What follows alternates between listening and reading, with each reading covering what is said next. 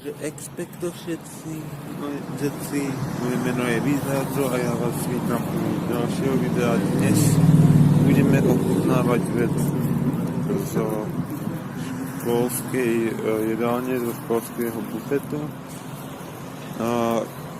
A to je tady bageta. Iba túto jednu vec dnes ochutnáme. Pozrite sa na ňu. No lebo ste si to vylajkovali, tak preto to ochutnáme. Ja ju len rozbalím, ja to musím strihnúť, ja to rozbalím a hneď som späť, takže čaute. A som späť a takto vypadá tá bageta rozbalená, môžete si...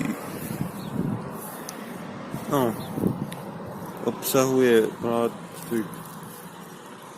plátek síra jemný, alebo sosy.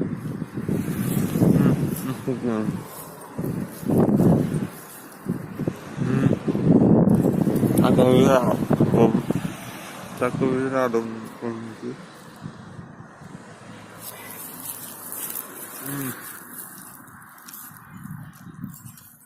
Jako nic moc ovocný. Na zasytení hladu to stačí. Nedal som aj lepší bagety, ale tak optimálne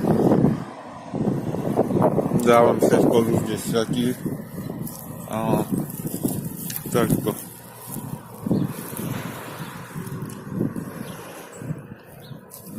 Inak by som chcel začať natáčať aj nejaký ten gameplay, niečo neoficiálneho Piano Tiles by som rád začal. A potom by ste mi mohli dať vedieť, že či mám natáčať gameplay alebo nie. Takže hej. To by bolo ale asi na dnešok všetko. Ja sa s vami lúčim.